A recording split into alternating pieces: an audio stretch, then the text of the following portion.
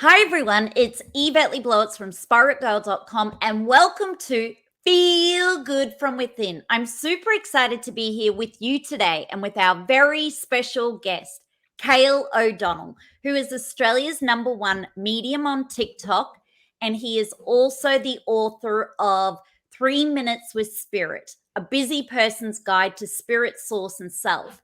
He is a former mental health therapist who now uses his abilities as a psychic medium to help hundreds of thousands of people worldwide to find their guidance from the universe and tap into their resources already within them. From manifestation and dreams to spirit guides, the tools are all around us if we know how to identify and use them.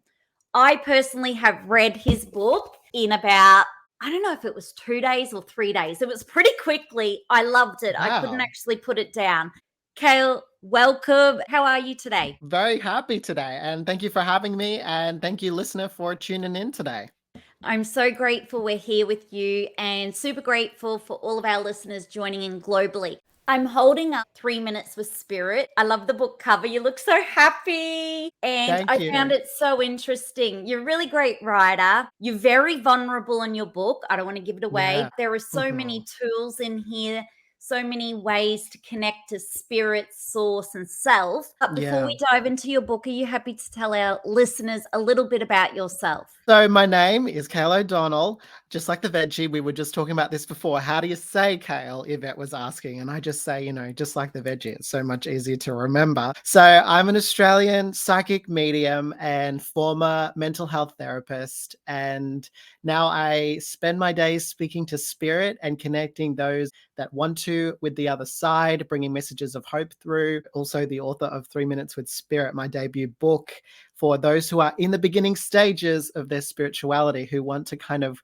understand a little bit more about the other side. And congratulations on your book. How does it feel to see your very first book out now? It's on the bookshelves everywhere in Yeah. Australia, it's online. It still feels a little bit surreal, Yvette, when I'm kind of going into Kmart or wherever and I see people walking around with my book or standing at the registers with my book and having to buy my book because I give them all away when I meet people. So I have to go to the stores and buy it myself. And people give me the look like, aren't you the author of this book? And I say, yes, I am. So it is interesting to see my book out. I was saying on my tour, I was saying, I've seen so much of my book. Whenever I see it, I'm like, I keep looking at my face in it. And I'm like, I'm kind of getting sick of seeing myself.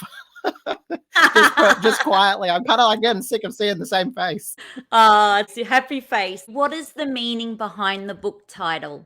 I chose 3 Minutes with Spirit because I wanted it to be an accessible guide for people and I really wanted it to be practical. I'm a very practical, pragmatic kind of person. And so I didn't want to just release a book. I wanted to release a book that you can actually do things with. So I chose 3 Minutes with Spirit. Actually, I was going to do 5 Minutes with Spirit. But as you know, 3 is a very like spiritual number. So I connect with that number. And so I wanted to myself, like body, mind, and soul. So I decided to use that number as something that I think help people in a short period of time. So that's why it's 3 Minutes of Spirit. And it is great because I thought we've all got 3 minutes, haven't we, to connect to spirit Yeah. within 3 minutes. And you give away so many practical tips in there.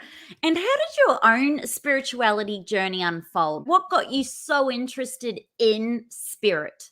Well, I've always been quite spiritual myself. I was raised in religion or in Christian homes. And for me, I always had a belief that there's something greater. I believe that there are angels or that there is a God or that there's things that are out there that we can believe in and hope in. And although I didn't find it in a particular religion, I felt like I could expand my spirituality. And that's what I did. And I now kind of have an amalgamation of different beliefs and things like that that are part of my journey. So I've always had that kind of spiritual sense about myself. I'm Indigenous myself as well, and a lot of us are already quite spiritual. So for me, I wanted to just expand it, and it grows every day. I feel like my spirituality is an open book. I'm always learning something new. And I learned so much in your book and so many new things, especially when looking for signs like numbers. And then I was like, wow, oh, okay, write that number down.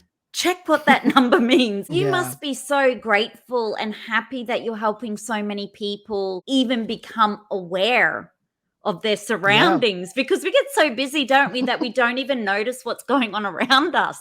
Absolutely. There was a chapter in your book, which is chapter 5, and it says, "We must Mhm. die empty."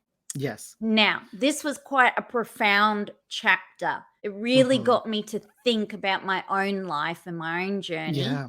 But can you share a Brilliant. little bit more about this with our audience? One of my favorite chapters, and I would love to just write a book called Die Empty because I could fill a whole book with just that concept. And it's not a scary concept. It's a concept that actually liberated me. In 2016, I actually was tuning into a conference by the late Miles Monroe, and he used to talk about this a lot, Die Empty. And the concept basically is all of our greatness is inside of us and that we should die empty because the grave is one of the most expensive places on earth, is what he says. That buried in the grave are business ideas that never went to fruition, songs never sung or produced, books never written. All of that value is in the grave. And he says the grave doesn't need it and the grave won't ever use it. So make sure that you empty yourself of all your greatness here in the physical world. And that's what Die Empty is all about. Ah, that is just so beautiful. And I love how you're empowering so many people through your TikTok, which I watch, and through your Instagram. You're always sending these really beautiful messages of empowerment and inspiration and trying to help people connect. I'm getting goosebumps. It's a goosebump moment. But you're really always just trying to help people step into their power. And you send us very clear message throughout the book, which is everything is already within. And I love that constant Yes. message, because so much of the world now is looking outside and needing to fix this and needing to fix that, but it's all Yeah. within. Recently, we had a full moon, and Oh, I yeah. saw one of your stories where you were going down, I think it was to Coles, getting ready for cord cutting. What is this cord Mhm. cutting, and why is the full moon a great time for us to kind of like spiritually connect and re energize Mhm. ourselves? Cord cutting is a very powerful spiritual practice that you can do, and it helps you to disconnect from energy that you no longer connect to. Cord cutting can be for old jobs that you used to have that you no longer connect there. Sometimes you leave your energy behind, and that's great. It's good to leave a memory behind, but maybe not your energy. So, what we do is in cord cutting, you are reclaiming and basically summoning back that energy to yourself. Maybe you have also a relationship that didn't go ahead. You have an ex out there somewhere in the world and you want to reclaim your energy back. So cord cutting basically cuts that cord and it reclaims the energy back. And the full moon is a perfect time to do that and use the lunar energy. In fact, today is a new moon, which we do the opposite of breaking connection. We connect with the universe and we manifest. So that's what the new moon is for. Wow. And you are absolutely amazing when it comes to your manifestation. I've seen your journey unfold in the 2 years. Just recently been to this big festival, talking to so many people, signing books. For someone who Mm. wants to manifest their dreams, have you got any manifestation tips that could help Yes. them? Yes, and I talk about this in my book as well, all about the things I've manifested so far and the ways that I manifest. And I suppose the number one special source I would say when it comes to my manifesting is that you have to finish the loop. You have to sell your idea to the universe. So, what is it that you want to do? So, for example, maybe you want to have $1 million, or maybe you want to have that brand new house or a car, or something might be very materialistic, and that's okay. Think of how that could help someone in the universe. So, for example, I wanted to one day work in a rehabilitation center because I always wanted to work in that. And so I manifested it.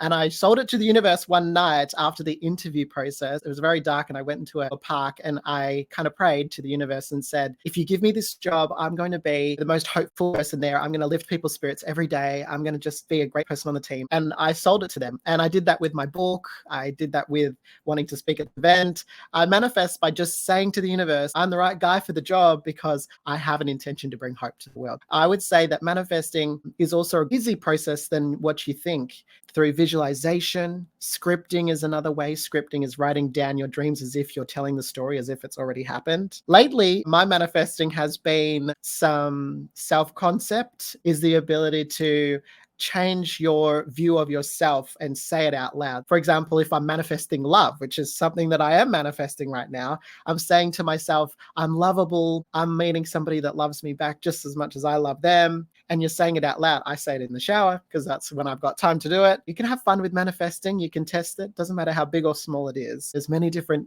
tips and tricks out there. But I definitely would say my social source, to just cut to the chase, is if it's not working right now, it can. Maybe it's because the universe doesn't know. What are your intentions? Is it just to show off? Is it just to show that you've got a Ferrari? Is it just to show off? Because the universe doesn't really care about that, but it does care. How could you use that for the world? I love those tips. You're incredible. What does your own spirituality practices look like when it comes to your self-care? Obviously, you like to write. Do you do a lot of writing? Obviously, you wrote a lot in this book. When did you get time to write this book, actually? Well, I didn't write it in 3 minutes. People often come up to me when they see me and they say something along the lines of, your next book's probably going to be 6 minutes with spirit, or it's going to be 60 minutes with spirit, because we've all learned how to do the 3. Now we're going to have to do the 6 or the 60. So that's quite funny. For me, what are my self-care tips that I like to use spiritually, mentally? So oftentimes reframing is something that I like to do for self-care. If I start to get in my head about things, I just reframe it and go, is it worth thinking about? Should I think about it for 5 minutes? Will it affect me in 5 years? You know what I mean? So I think about it by reframing some of my thoughts during the day. That's good self-care, just caring for your thoughts, your thinking. Another thing that I like to do is I like to go for a walk. That's one of the most simplest things. I try to walk regularly, and it doesn't matter how long it's for. I just like to go for a walk to get out. I work from home, so sometimes without colleagues, seeing customers online, you're just kind of within the 4 walls. So I like to go out, look at the sun, the plants, go out and have that. So that's another self-care thing. And also music is something that I love to do. I didn't write it in my book, but I do actually love to play piano. Playing piano is another thing that I like to do, always have, and that's just another self-care thing as well. Also, another little thing that everyone would relate to is just watching a good TV show, maybe Netflix, maybe Foxtel, whatever you have, that just takes you out of your reality a little bit. That's incredible. And you are so busy. Your waiting list is through the roof, and you are constantly doing speaking. You got your book out. You're on TV. I saw you there with your book, which was incredible. Do you have to have some time off social media? I've got to say, I always get excited when I think you may be following me on TikTok, and then I realize no. It's another fake account. Oh my goodness, Cael's following me. And then I click on it and go, oh no, hang on a minute. That's another fake account. Fake account. Do you ever have time off? That can get annoying, and I'm glad you brought that up about the fake accounts, because they are in numbers. So for me, it is hard to take a day off from social media because it is my job. It's what I do. It's part of my everyday kind of thing. I suppose how I would take a day off, or how I would kind of take time off social media, is I do it without asking, and I do it without apologizing, because I think that's just natural in life. You don't have to announce that you're going on social media. You don't owe anyone anything. So for me, that's how I have my mindset. My followers start to get to know me. They know, well, Cael's gone quiet for 7 days. He always comes back in some way, or he shares what he was going through during those 7 days. Maybe he was going through a dark night of the soul or something like that, and he shares his story with us. For me, taking time away from social media is something that I do like to practice, and it's natural, not just kind of scheduled. In terms of taking time away from doing appointments with clients, that is all well scheduled ahead of time. Like you mentioned, the waiting list. Behind the scenes, there's a lot more structure to it than you think, in terms of when appointments are available and scheduled for the following year, because of all the engagements for the next year. Wherever you see a spot for an appointment on that booking day, that had been well thought out, and it's been scheduled and prepared for. So it's not just a hit and miss. I know this podcast show, I think we had it 3 months in the making, and I just got this little window of opportunity. I'm like, right, let's do this. So I'm so grateful that we're able to have this conversation, because I really wanted to share your book to help everyone who wants to become more spiritually connected. When someone says to me, I don't feel spiritually connected, you mentioned walking in nature is great, getting familiar with the moon cycles and things, but what could someone else do if they're like, I just don't feel spiritual? The funny thing is that you can't escape it because it's really not a choice to be spiritual. You are spiritual. You are a spirit. You don't have a spirit. So the thing about when someone feels spiritual, oftentimes that's a little bit of a red flag when someone thinks they're too spiritual or that they are spiritual because they might think that they're better than others. Everyone is spiritual because we're all connected. We're all a spirit.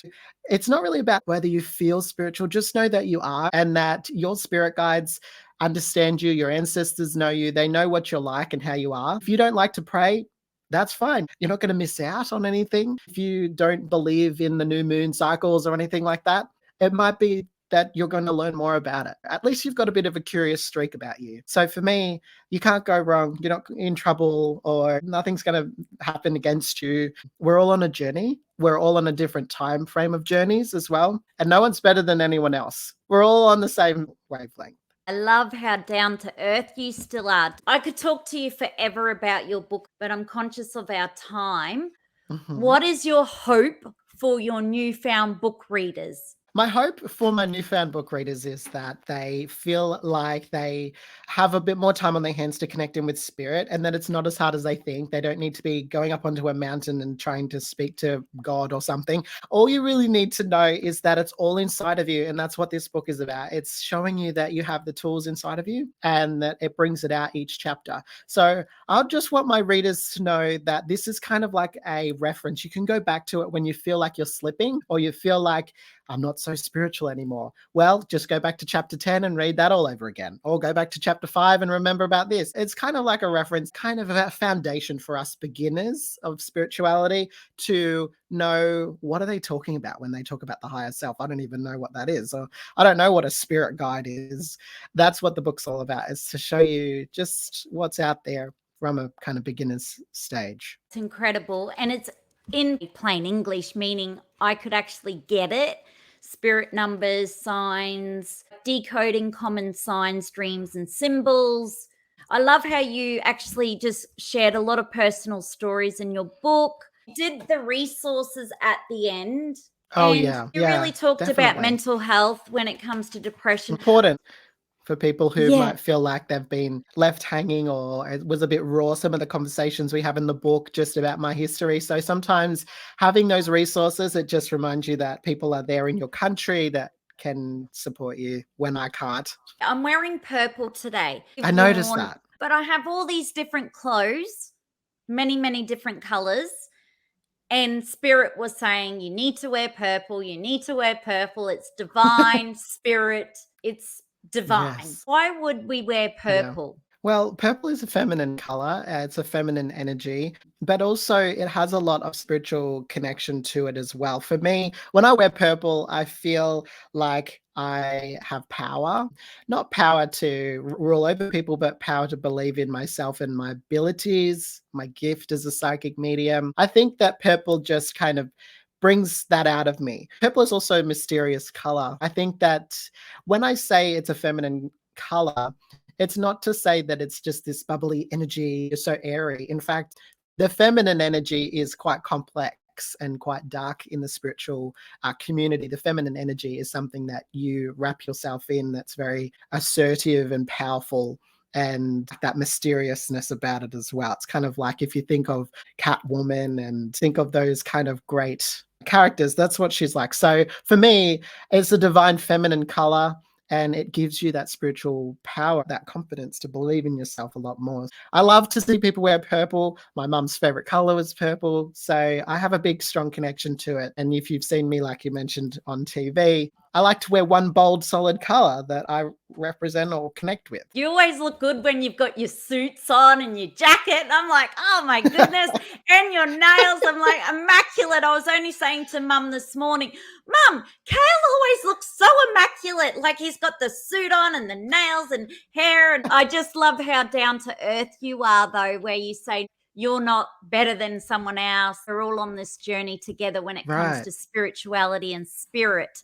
And another thing I find fascinating is some Yes. people think when we talk about spirituality, there's some beliefs, oh, it's dark and it's this and it's that. But what I've seen from all your messaging is it's so empowering and it's of light and the person coming out of the dark. So if they've been feeling really down and depressed and hopeless, you're giving their power to create the life they want, manifest their dreams, and make their life so Yeah. much better. Does that give you so much joy when you see people transform their life?